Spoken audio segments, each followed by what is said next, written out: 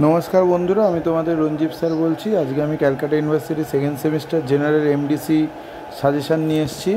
আমাকে অনেকেই কমেন্ট করছিল স্যার আগের বারের মতো আমাদেরকে এবারে একটু তাড়াতাড়ি দিয়ে দিন। তো আমি তোমাদেরকে 10 নম্বরের যে কোশ্চেনগুলো দেখছো এখানে 10 এবং বড় কোশ্চেন মেলানোই আছে, ঠিক আছে। তোমাদের 10 + 10-এ আসে প্লাস 20-তে আসে।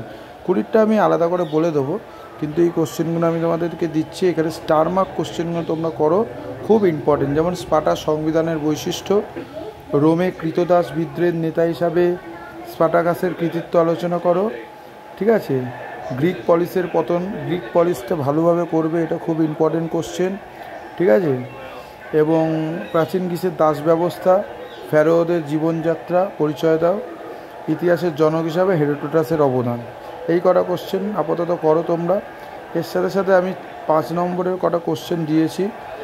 নবপ্রস্তর যুগ বলতে কী বোঝো, মধ্যপ্রস্তর যুগ বৈশিষ্ট্য সংস্কৃতি, প্রাচীন রোমের ব্যবসা বাণিজ্য সম্পর্কে আলোচনা করো, স্পার্টাসের শ্রেণীবিভাগ সম্পর্কে আলোচনা করো, মিশরের অর্থনীতি সম্পর্কে আলোচনা করো, গ্রিক ঐতিহাসিক তুর্কিটিসের অবদান, সেপ্টিভ দর্শন সম্পর্কে আলোচনা করো, গ্রিক দার্শনিক প্লেটোর দার্শনিক অবদান ও গ্রিক ঐতিহাসিক হেরোডোটাসের অবদান।